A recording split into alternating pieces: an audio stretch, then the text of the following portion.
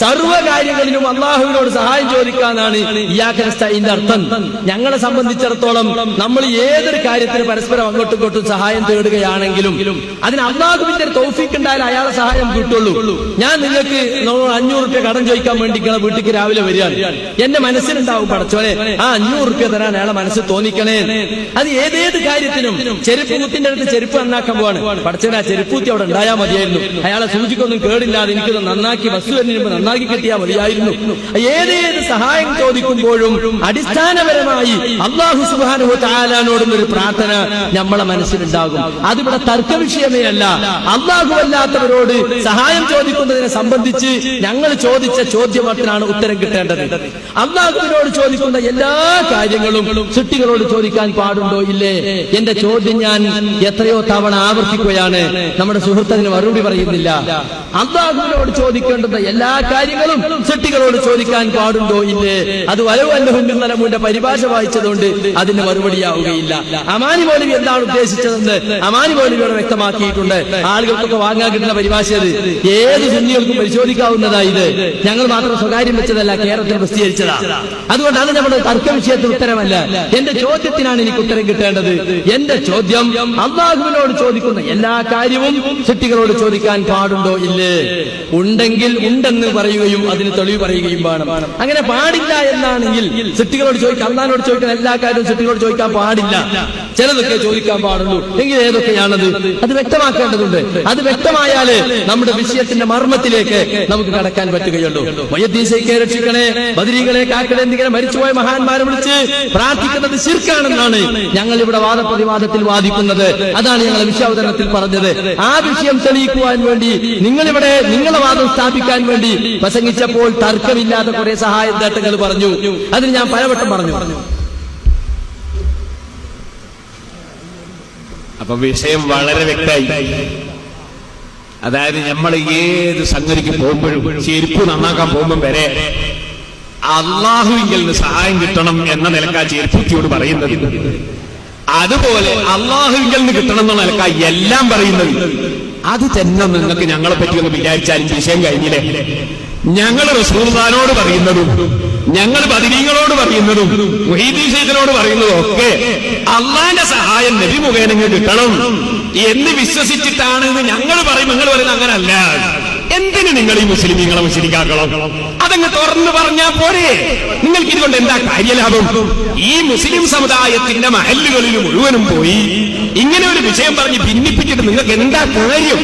നമ്മളെ മുസ്ലിം സമുദായത്തിനെതിരെ എല്ലാ നിലക്കും സർവ കക്ഷികളും പുറത്തുനിന്ന് മുസ്ലിം സമുദായത്തെ നശിപ്പിക്കാൻ എന്നുണ്ട് വഴി എന്ന് ചിന്തിക്കുമ്പോ സർവ മഹല്ലിലും പോയിട്ട് അത് മുശ്രിക്ക്, ഇത് ശിർക്ക് എന്ന് പറഞ്ഞ് ലോകത്തുള്ള മുഴുവൻ ഇമാമിയങ്ങളെയും മുശ്രിക്കാക്കി ചിത്രീകരിക്കുന്ന നിങ്ങള് ഈ അടിസ്ഥാനപരമായി നിങ്ങൾ പറഞ്ഞല്ലോ, ആ അടിസ്ഥാനം അല്ലെങ്കിൽ തുറന്ന് പറഞ്ഞാൽ മുജാഹിദ് പിരിച്ചു വിട്ടൂടെ നമുക്ക്? പിന്നെ ഈ വിഷയമില്ലല്ലോ. അപ്പൊ നിങ്ങൾ ചെരുപ്പ് കുത്തിയുടെ അടുക്കൽ പോകുന്ന സമയത്ത് അല്ലാഹുവിനോട് പ്രാർത്ഥിച്ചുകൊണ്ടാവോക്ക്. ഞങ്ങൾ മുഹീദ്ദീൻ ശൈഖിനെ സമീപിക്കുമ്പോൾ അങ്ങനെ തന്നെ ആദ്യം ഒരു ഫാത്തിഹ ഓതി അള്ളാഹിനോട് മുഹീദ്ദീൻ ശൈഖിന് വേണ്ടി പ്രാർത്ഥിച്ചിട്ടാ ഞങ്ങൾ മുഹീദ്ദീൻ ശൈഖിനോട് വിളിക്കുന്നില്ല. അതുപോലെ ഞങ്ങൾ റസൂലുള്ളാഹിനെ വിളിക്കുമ്പോഴും ആദ്യം ഒരു ഫാത്തിഹ ഓതിയിട്ട് റസൂലുള്ളാഹിന്റെ പേരിൽ പ്രാർത്ഥിച്ചിട്ടാ ഞങ്ങൾ പിന്നെ റസൂലുള്ളാഹിനെ വിളിക്കുക. കാരണം റസൂലുള്ളാഹിക്കുമില്ല സ്വന്തം കഴിവ്, ആർക്കുമില്ല, അള്ളാഹു തരുന്നതല്ലാതെ ഇല്ല. ഈ വ്യക്തമായ ആശയം അതാണ് ഇയ്യാക നഅ്ബുദു വ ഇയ്യാക നസ്തഈൻ.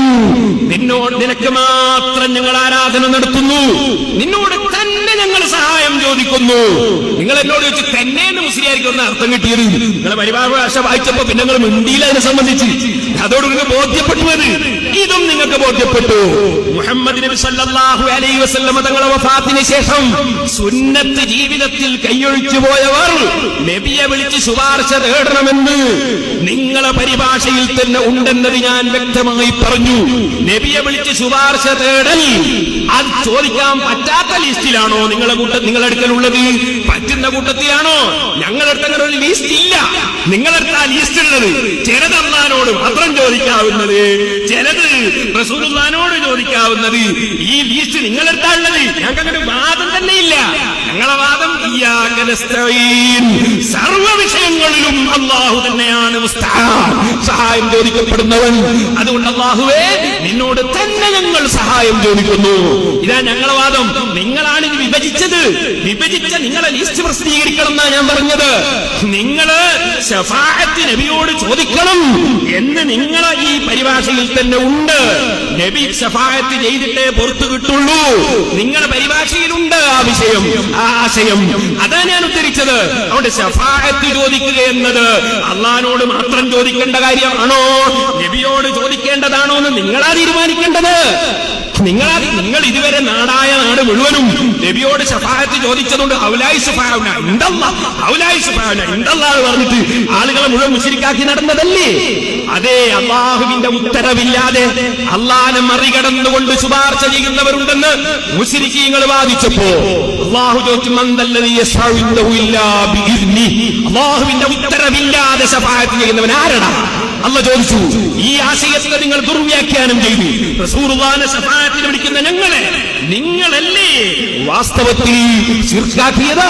നിങ്ങൾ എന്തേ ഇവിടെ വെച്ചതൊന്നും പറയാത്തത്? വമൻ നസ്റു ഇല്ലാ മിൻ ഇൻദില്ലാഹിൽ അസീസിൽ ഹകീം.